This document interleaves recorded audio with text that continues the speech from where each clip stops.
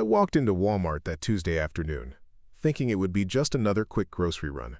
My twin daughters, Emma and Lily, were bouncing beside me in their matching blue dresses, chattering about their upcoming school play.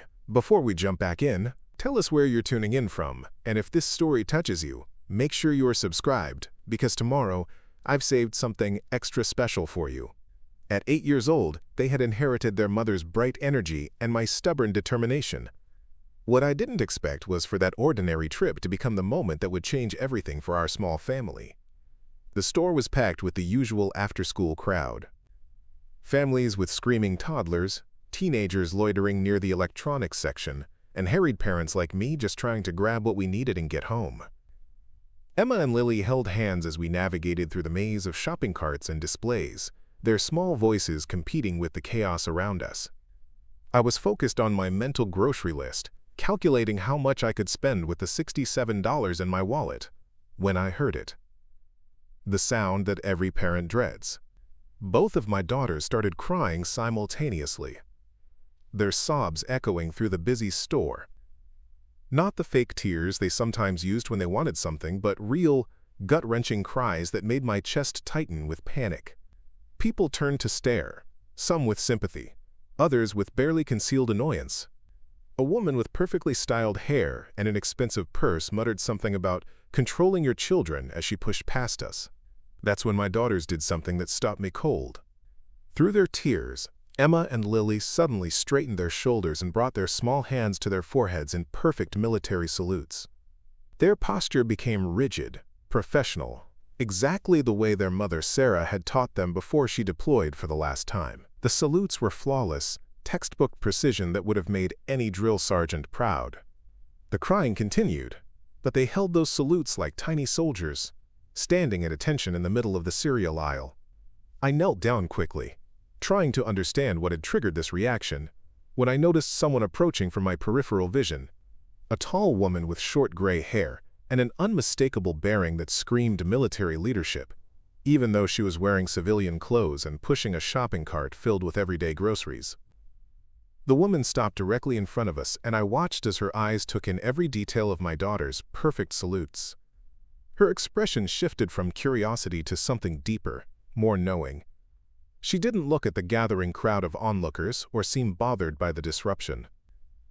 Instead, she studied Emma and Lily with the focused attention of someone who understood exactly what she was seeing. "At ease, soldiers," she said quietly, her voice carrying an authority that cut through the noise of the busy store. My daughters immediately dropped their salutes and wiped their eyes, their crying subsiding as if they had been given a direct order by a superior officer. The woman's gaze then shifted to me, and I saw recognition flickering in her dark brown eyes. I felt exposed, standing there in my worn jeans and faded t-shirt, surrounded by curious strangers who were now whispering among themselves about the strange scene they had just witnessed. The woman introduced herself as General Rebecca Martinez, though she said it in a way that suggested she didn't usually announce her rank while shopping for milk and bread. She asked if we could talk privately, and something in her tone told me this wasn't a casual request. As we moved toward a quieter corner of the store, I couldn't shake the feeling that this encounter was about to unravel secrets I had spent 3 years trying to bury. Emma and Lily walked between us, their earlier distress replaced by an odd sort of calm, as if meeting this woman had answered a question they didn't know they had been asking. Preparing and narrating this story took us a lot of time, so if you are enjoying it, subscribe to our channel. It means a lot to us. Now, back to the story. The General's presence seemed to wrap around us like a protective shield, making the stares of other shoppers fade into background noise. What I couldn't have known in that moment was that General Martinez had spent the last 15 minutes watching us from across the store, observing something that most people would never notice or understand. She had seen the way my daughters carried themselves, the precision in their movements, and the instinctive military bearing that surface in moments of stress. More importantly, she had recognized the weight I carried in my own shoulders, the invisible burden that marked me as one of her own, even though I was trying so hard to blend into civilian life. 3 years ago, I had been Staff Sergeant Peter Collins, 82nd Airborne Division, with 2 tours in Afghanistan under my belt and a chest full of medals I never talked about. Back then, my biggest worry was making sure my squad came home alive and I was good at my job. Really good. I could read terrain like a book, anticipate enemy movements, and keep 20-year-old soldiers focused when the world was exploding around them. I had purpose, brotherhood, and a clear chain of command that made sense of chaos. Now I was just Pete, a 34-year-old single father who worked the night shift at a packaging warehouse and struggled to remember which daughter had soccer practice and which one had piano lessons. The transition from soldier to civilian had been like learning to breathe underwater. Everything that had made me valuable in the military seemed useless in the real world. Leadership skills didn't matter when you were loading boxes onto conveyor belts. Strategic thinking was meaningless when your biggest decision was whether to buy name-brand cereal or generic. The apartment we lived in was a far cry from the base housing we had shared with Sarah. 2 bedrooms, thin walls that let in every sound from our neighbors, and a kitchen window that looked out onto a parking lot instead of the mountains we used to see from our old place. I had painted the girls' room pink and purple, hung up their artwork with military precision, and tried to create something that felt like home. But every morning when I looked in the mirror, I saw a man who was still fighting a war that everyone else had forgotten. Sarah had been my anchor through everything. Lieutenant Sarah Collins, Army Nurse Corps, with a laugh that could cut through the worst day and hands that could heal anything broken. We had met at a medical station in Kandahar, where she had stitched up a shrapnel wound on my shoulder while mortar rounds fell in the distance. She had made jokes about my terrible handwriting on the medical forms, and I had fallen in love with her voice before I even saw her face clearly. When we came back stateside, we thought we had figured it out. Military couple, understanding each other's nightmares and triggers, building a life that honored our service while embracing the peace we had fought to protect. Emma and Lily were born 11 months after our wedding, identical twins who arrived 6 weeks early but fought their way into the world with the determination of career soldiers. Sarah used to say they were born ready for anything. She had been right about that. From the time they could walk, the girls absorbed military culture like sponges. They learned to make their beds with hospital corners before they turned 4. They knew the difference between enlisted and officer ranks, could identify aircraft by their sound, and understood that when Mommy and Daddy got that distant look in their eyes, it meant the war was visiting our living room again. Sarah had deployed twice more after the twins were born, each time promising it would be the last. The Army needed experienced nurses, and she believed in the mission, believed that her skills could save lives that might otherwise be lost. I supported her decisions because that's what military spouses do. But each deployment carved something out of our family that never quite grew back. The last deployment was supposed to be routine. Training mission to Germany, working with NATO allies, far from any combat zones. Sarah called it her vacation deployment and promised to bring back chocolate and souvenirs for the girls. She video called us every night, showing us the German countryside and making plans for our summer vacation when she returned. The call came on a Tuesday morning while the girls were at school. Car accident on a rainy German highway, a civilian vehicle that had crossed into oncoming traffic. Sarah had been riding with 3 other soldiers to a training exercise. The drunk driver had hit them head-on at 60 miles per hour. Sarah was the only fatality, dying instantly from injuries that her own medical training couldn't have prevented. The Army provided death benefits, survivor assistance, and enough support to get us through the funeral. Sarah's unit sent representatives who folded the flag with ceremony and precision, handing it to me while Emma and Lily stood at perfect attention in their black dresses. The girls had insisted on wearing their small American flag pins, the ones Sarah had given them before her deployment, and they had saluted when the honor guard played taps. After the funeral, the support network gradually faded. The Army moved on to other missions, other families in crisis. Friends from our unit tried to stay in touch, but it was hard to maintain connections when we no longer shared the common language of military life. Civilian friends meant well, but they couldn't understand why I flinched at unexpected loud noises or why the girls sometimes lined up their toys in perfect formation. I had tried to maintain the structure that Sarah had built into our family routine.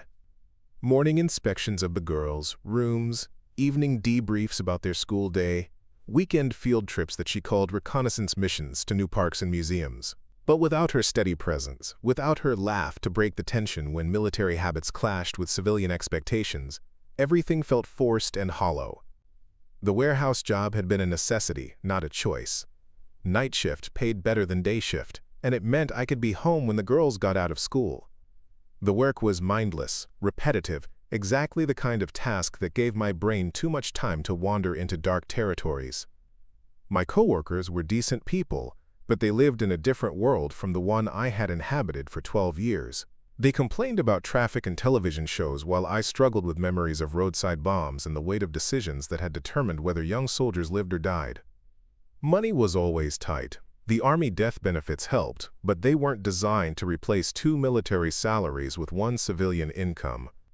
I had learned to shop sales, clip coupons, and make meals stretch further than they should. The girls never complained, never asked why we couldn't afford the things their classmates took for granted. They had inherited their mother's resilience and my stubborn pride, adapting to our reduced circumstances with the flexibility that military children learn early.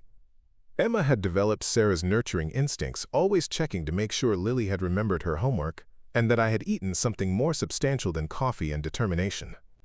Lily had my tactical mind, observing everything around her and asking questions that revealed she understood far more about our situation than an 8-year-old should. Both girls carried themselves with a bearing that stood out among their civilian peers, a straightness of spine and directness of gaze that teachers sometimes mistook for defiance. The nightmares had started 6 months after Sarah's death, not every night, but often enough that I had learned to function on 4 hours of sleep. Dreams where I was back in Afghanistan, but instead of protecting my squad, I was searching for Sarah and the girls in a landscape that shifted between desert compounds and German highways. Dreams where I could hear Sarah calling for help but couldn't reach her in time. Dreams where I had to choose between saving my family and completing the mission, waking up before I discovered which choice I would make. During the day, I maintained the facade of a father who had everything under control. I packed lunches, helped with homework, attended parent-teacher conferences where I nodded and smiled while feeling completely out of my depth. I coached Emma's soccer team because no other parent had volunteered, teaching 8-year-olds to work as a unit while trying to remember that winning wasn't a matter of life and death. The triggers were unpredictable. A car backfiring could send me into a cold sweat. Crowded spaces made me scan for exits and potential threats. The smell of diesel fuel transported me back to convoy duty on roads where every pile of debris might hide an explosive device. I had learned to hide these reactions from the girls, stepping outside for fresh air or finding excuses to check on something in another room until the moment passed. What I hadn't realized was how much Emma and Lily were absorbing, how they had learned to read my moods and adapt their behavior accordingly. They had become hyper-vigilant in their own way, watching me for signs of distress and responding with the kind of protective instincts that children shouldn't need to develop. When I was having a particularly difficult day, they would clean their room without being asked, speak in quieter voices, and check on me with the concern of seasoned caregivers. The military bearing that Sarah had taught them had become their way of coping with uncertainty. When life felt chaotic or overwhelming, they could retreat into the structure and discipline that made sense to them. Standing at attention, following orders, maintaining perfect posture gave them control in a world that had proven unpredictable and dangerous. That Tuesday afternoon at Walmart, something had triggered their distress in ways I was still trying to understand. The crowds, the noise, the overwhelming sensory input of a busy store had combined with whatever 8-year-old anxieties they carried to create a perfect storm of emotional overload. Their tears had been real, but so had their instinctive retreat into military protocol, seeking comfort in the familiar structure that their mother had given them. General Martinez had recognized all of this in the span of a few minutes. She had seen past the crying children to the disciplined soldiers underneath, past my civilian clothes to the veteran who was struggling to find his place in a world that didn't understand what he had given up to serve. Her presence in that store had been a reminder that we weren't as alone as I had believed, that there were still people who spoke our language and understood the weight we carried. General Martinez led us to the small seating area near the pharmacy, away from the curious stares and whispered conversations that had followed our strange encounter in the cereal aisle. Emma and Lily sat on either side of me, their small hands finding mine with the practiced ease of children who had learned to provide comfort as much as they received it. The general settled across from us, her posture relaxed but alert, and I found myself automatically straightening my own shoulders in response to her commanding presence. "Your daughters have excellent form," she said quietly, her voice carrying the kind of authority that made you want to listen carefully. Those salutes were textbook perfect. Someone taught them well. I felt my throat tighten at the mention of Sarah's training but managed to nod. Their mother was Army. She believed in teaching them properly. Was? The general's expression shifted slightly, and I saw recognition in her eyes. Not just of military protocol but of loss, of the particular weight that word carried in our community. Lieutenant Sarah Collins, Army Nurse Corps, killed in a car accident in Germany 18 months ago. General Martinez was quiet for a long moment, and I watched her process this information with the careful consideration of someone who had delivered similar news to other families. I'm sorry for your loss, soldier. Losing a battle buddy is never easy, especially when that battle buddy was also your partner in life.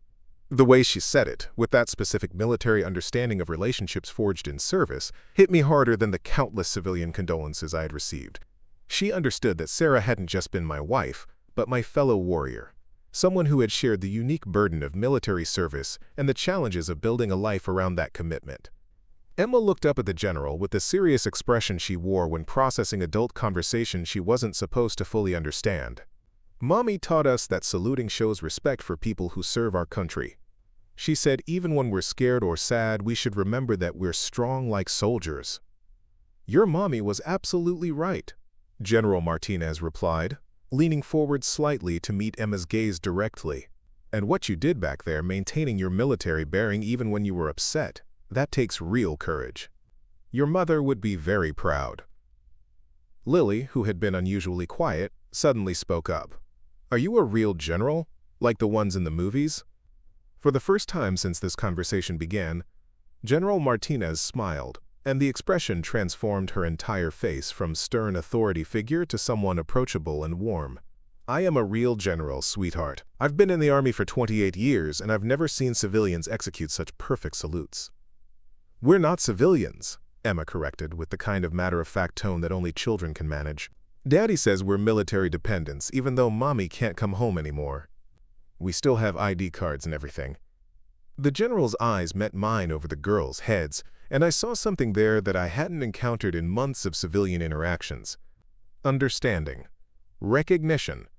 The acknowledgement of a shared experience that didn't require explanation or justification. You're absolutely right, she told Emma. Once you're part of the military family, you're always part of it. That never changes, no matter what happens. I found myself studying General Martinez more carefully, noting details that my tactical training had automatically cataloged, but my conscious mind was just now processing. The way she sat, balanced and ready to move quickly if necessary. The small scar on her left hand that spoke of field experience, not just desk duty. The fact that she was shopping alone at 3:30 on a Tuesday afternoon, suggesting either flexible duties or personal time that she was choosing to spend in conversation with a struggling veteran and his daughters. What made you approach us? I asked, genuinely curious. Most people just stare or make comments about controlling my kids better. General Martinez leaned back slightly, considering her words. I was across the store when I heard the crying, and like everyone else, I looked over to see what was happening. But then I saw your daughter's response, and I knew immediately that I was looking at something most people would miss entirely. She paused, seeming to choose her words carefully. I've served in combat zones, Sergeant Collins. I've seen how soldiers react under stress, how training kicks in even when everything else falls apart. What your daughters did, that automatic retreat into military protocol when they were overwhelmed, that's not something you can fake or teach superficially. That's muscle memory, emotional conditioning that comes from being raised in a military environment where structure and discipline aren't just rules, but sources of comfort and security. The accuracy of her assessment sent a chill down my spine. She had observed and understood more about my family in 5 minutes than most people grasped after months of interaction. But more than that, she continued, I recognized something in you. The way you moved when your daughters were in distress. The protective positioning. The scan pattern your eyes followed while you were focused on them. You're carrying yourself like someone who's been out of the service for a while but hasn't fully transitioned to civilian life. There's a hypervigilance there, a readiness that most people don't maintain, unless they've learned that complacency can be deadly. I felt exposed under her analysis, as if she had seen through carefully constructed defenses I hadn't realized I was maintaining. Is it that obvious? Only to someone who knows what to look for. To the average civilian, you probably just seem like an attentive father. But I've spent decades learning to read people, and I can spot a veteran struggling with transition from across a crowded room. Emma tugged on my sleeve, drawing my attention back to her small, serious face. "Daddy, why did we start crying in the store?" I don't remember being sad about anything specific. It was a question I had been dreading, partly because I wasn't entirely sure of the answer myself. Sometimes our feelings build up inside us without us realizing it, sweetheart. Like when you're really tired but don't know it until someone mentions bedtime. General Martinez nodded approvingly at my explanation, then addressed the girls directly. That happens to adults too, even grown-up soldiers. Sometimes we carry stress without realizing it, and then something small happens that releases all those feelings at once. It's completely normal, and it doesn't mean there's anything wrong with you. Like when Daddy gets quiet and stares out the window?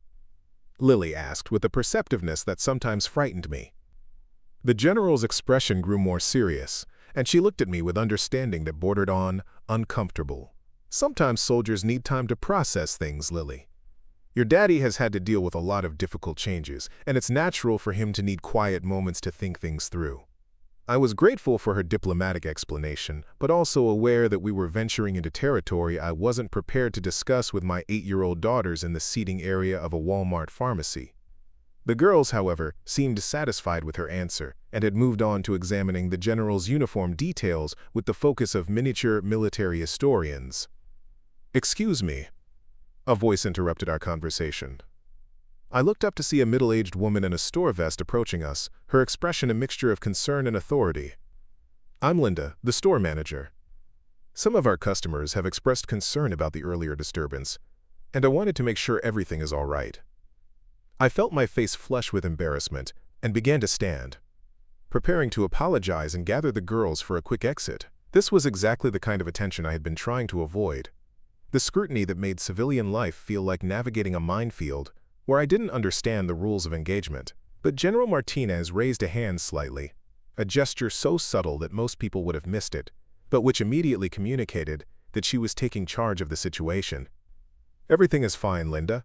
I'm General Martinez, and I was having a conversation with Staff Sergeant Collins and his daughters about their military service." The girls became momentarily emotional, but they handled themselves with the kind of discipline that would make any commanding officer proud. The transformation in Linda's demeanor was immediate and striking. The concern and barely concealed annoyance disappeared, replaced by something approaching respect and curiosity. "Oh, I didn't realize we were dealing with military families. Is there anything the store can do to help?" "Actually," General Martinez said, standing with the fluid motion of someone accustomed to command, "I was hoping you might have a quiet space where we could continue our conversation. I'd like to discuss some opportunities that might be of interest to the sergeant." Linda nodded eagerly, suddenly transformed into someone eager to accommodate rather than manage a problem. "Of course. We have a small conference room in the back office area. It's not much, but it's private and comfortable." As we gathered our things and prepared to follow Linda deeper into the store, I caught General Martinez's eye and mouthed, "Thank you." She nodded slightly, but her expression suggested that this conversation was far from over, and that she had recognized something in our encounter that went beyond simple military courtesy. Emma and Lily walked between us as we made our way through the store, their earlier distress completely forgotten in the excitement of meeting a real general and being treated like VIPs by the store manager. For the first time in months, I felt like we were being seen as something other than a problem to be managed or a charity case to be pitied. Whatever General Martinez wanted to discuss in that conference room, I had the growing sense that this chance encounter in a crowded store was about to change the trajectory of our carefully controlled but ultimately unsustainable civilian life. The girls seemed to sense it too, walking with the confident stride of soldiers reporting for an important mission, ready for whatever came next. The conference room was smaller than I had expected, with a round table surrounded by mismatched chairs and fluorescent lighting that hummed quietly overhead. Linda had brought us coffee and juice boxes for the girls, treating us with the kind of deference usually reserved for corporate executives rather than a struggling veteran and his children. After she left, closing the door behind her with obvious reluctance to miss whatever conversation was about to unfold, General Martinez settled back in her chair and studied me with the focused attention of someone conducting a formal evaluation. "Tell me about your transition out of the service, Sergeant Collins," she said, her tone professional but not unkind. "What's your current situation?" I found myself responding with the automatic honesty that years of military briefings had ingrained in me. Honorable discharge 3 years ago after 12 years of service. 2 tours in Afghanistan, squad leader, good performance reviews. Currently working night shift at Morrison Packaging, supporting my daughters as a single parent. The words came out clipped and factual, like an official report. "And how's that working out for you?" The question was simple, but the way she asked it, with genuine interest rather than polite inquiry, made me pause. Honestly, it's not. The pay barely covers expenses, the work is mind-numbing, and I feel like I'm wasting skills that took years to develop, but it's stable, and it allows me to be home with Emma and Lily after school. General Martinez nodded, as if she had expected this answer. "What was your military occupational specialty?" 11B Infantry, but I cross-trained in logistics and communications. Ended up doing a lot of coordination between units, resource management, personnel oversight. I could hear the pride creeping into my voice despite my efforts to remain neutral. Leadership positions? Squad leader for my last 4 years, temporary platoon sergeant for 6 months when we were understaffed. Managed up to 30 soldiers at a time, responsible for mission planning, equipment maintenance, personnel welfare. Emma looked up from her coloring book, which Linda had thoughtfully provided along with the juice boxes. "Daddy was really important in the Army. He got medals and everything." "What kind of medals?" General Martinez asked, directing the question to me, but smiling at Emma's obvious pride. I felt heat rise in my cheeks. "Nothing special. Bronze Star, Army Commendation Medal, Combat Infantry Badge. Standard decorations for someone who did their job and came home." The general's eyebrows rose slightly. "Bronze Star isn't standard, Sergeant. What was the citation for?" I glanced at the girls, who had stopped their activities to listen. This wasn't a conversation I was comfortable having in front of them. Convoy protection mission. IED took out the lead vehicle, wounded 4 soldiers. I coordinated the response, got the wounded to safety, called in medical evacuation while maintaining security. "He saved people," Lily added matter-of-factly. "Mommy showed us the paperwork. She said Daddy was a hero, but he doesn't like talking about it." General Martinez studied me with new interest. "And now you're loading boxes at a packaging plant." The blunt assessment stung because it was accurate. "It's honest work. It pays the bills. But it's not using your capabilities, is it? You're managing inventory and following simple procedures when you could be managing people and solving complex problems." I shrugged, trying to project indifference I didn't feel. The civilian job market isn't exactly flooded with opportunities for former infantry sergeants. Most employers see military experience as irrelevant or potentially problematic. What about veteran support programs, VA services? There are resources designed to help with exactly this kind of transition. The mention of VA services brought up frustrations I had been suppressing for months. I've tried. Went to job placement seminars where they taught us how to translate military experience into civilian resume language. Applied for dozens of positions that were supposedly veteran-friendly. Half the time I never heard back, and the other half I got interviews where they asked questions that made it clear they were worried about hiring someone with PTSD or anger management issues. General Martinez leaned forward, her expression growing more serious. "Have you been dealing with PTSD?" It was a direct question that civilian employers would never ask, but that military leadership addressed head-on. Some adjustment issues. Nightmares, hypervigilance, trouble with crowds, and unexpected noises. Nothing that interferes with my ability to work or take care of my daughters. "Have you sought treatment?" "I've tried. VA counseling has a 6-month waiting list. Private therapy isn't covered by my insurance and costs more than I make in a week. I've learned to manage it on my own." The girls had gone quiet, sensing the serious tone of our conversation even if they didn't understand all the details. Emma reached over and patted my arm with the comforting gesture she had learned to use when she sensed I was struggling. General Martinez was quiet for a long moment, processing what I had told her. "Sergeant Collins, what would you say if I told you that your current situation represents a massive waste of human resources and military investment, The question caught me off guard. Ma'am, the Army spent years training you to be a leader, invested in developing your skills, gave you experience managing complex operations under extreme pressure. You've proven yourself capable of making life-and-death decisions, coordinating multiple moving parts, and maintaining performance standards under conditions that would break most civilians. And right now, all of that expertise is being used to load cardboard boxes onto conveyor belts. I felt defensive, despite recognizing the truth in her words. I'm doing what I have to do to support my family. I understand that, and I respect it. But what if there were better options? What if there were positions available that would use your actual capabilities while providing better compensation and benefits? If those positions existed, don't you think I would have found them by now? General Martinez smiled, and there was something almost predatory in the expression.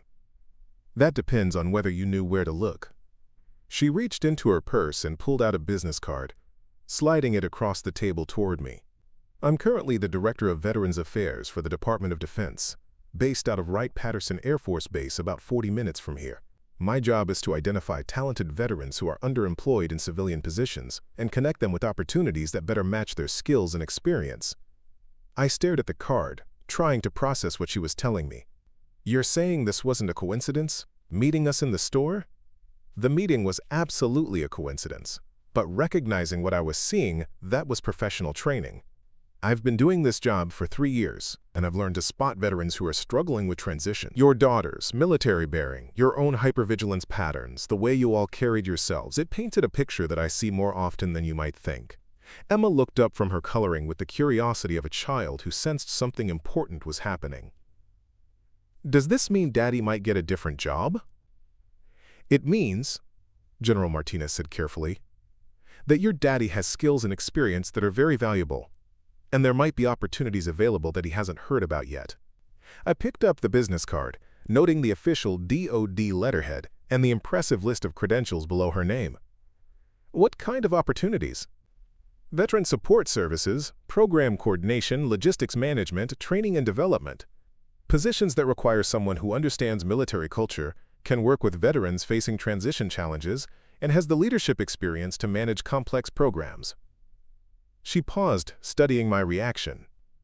Positions that pay significantly more than warehouse work and come with full federal benefits, including healthcare that covers mental health services without waiting lists. The possibilities she was describing seemed too good to be true, which made me immediately suspicious. What's the catch? No catch. But there is a process. Background investigation, psychological evaluation, skills assessment, interviews with multiple supervisors. The government doesn't hire quickly or casually, especially for positions that involve working with sensitive veteran populations.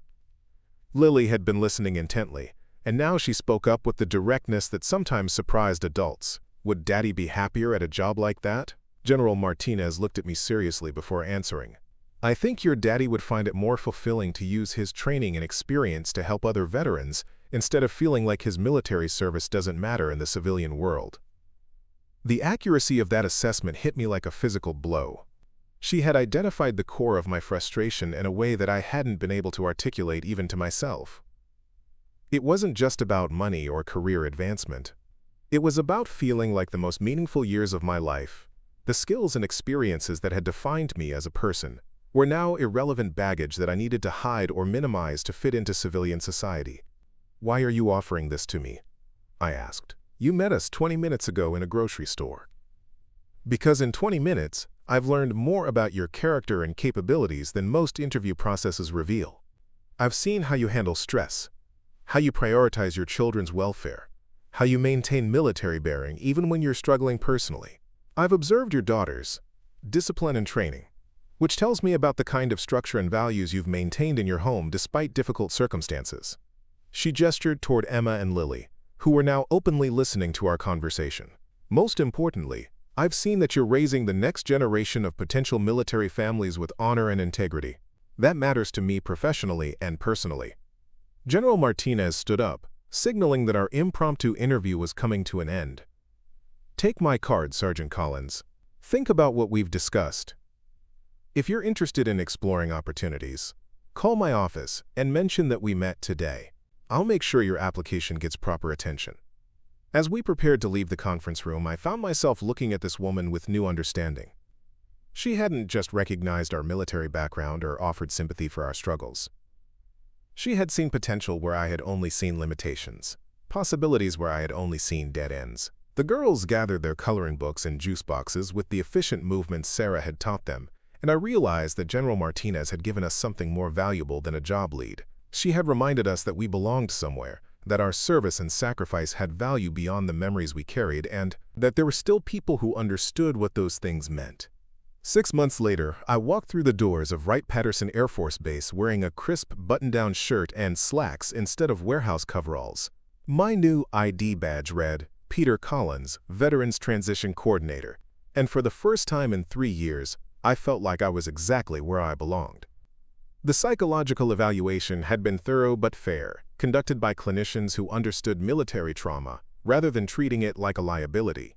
The background investigation had taken 4 months, but General Martinez had kept me informed throughout the process, ensuring I knew that bureaucratic delays didn't mean rejection. My first assignment was coordinating support services for recently discharged veterans, helping them navigate the same challenges I had faced. The irony wasn't lost on me that my struggles with civilian transition had become my greatest qualification for helping others through the same process. Emma and Lily adapted to our new routine with the resilience they had inherited from both parents. Federal health care covered the counseling sessions we all needed, and for the first time since Sarah's death, we were building something sustainable rather than just surviving day to day. The girls still performed perfect military salutes when they were overwhelmed, but now they also had words to express their feelings, and adults trained to understand what those gestures meant. Their teachers at the new school near the base appreciated their discipline and unique perspectives, rather than viewing them as problems to be managed. General Martinez became a regular presence in our lives, not as a commanding officer, but as a mentor and friend who understood the complexities of military families. She attended Emma's soccer games and Lily's piano recitals, providing the kind of extended family support that military communities create for each other. During quiet moments in my new office, I often thought about that afternoon at Walmart when everything changed. A simple grocery trip had become the catalyst for rebuilding our lives, proving that sometimes the most important encounters happen in the most ordinary places. Last week, I helped a former Marine sergeant find employment that matched his logistics experience instead of settling for minimum wage security work. His teenage daughter had been acting out at school, struggling with anger she couldn't articulate about her family's reduced circumstances. By the end of our session, both father and daughter were standing straighter, looking forward instead of backward. That evening, Emma found me in the kitchen making dinner and wrapped her arms around my waist in one of her surprise hugs. "Daddy, are you happy now?" she asked with the directness that still caught me off guard. I looked around our modest apartment, at the photos of Sarah on the walls, at Lily doing homework at the table with the same focused concentration her mother had brought to everything she did. "Yes, sweetheart," I told her, realizing as I said it that it was completely true. I think we all are. The watch on my wrist, a replacement for one lost years ago, ticked steadily forward, marking time that finally felt like it was leading somewhere meaningful again. Up next, you've got 2 more standout stories right on your screen. If this one hit the mark, you won't want to pass these up. Just click and check them out.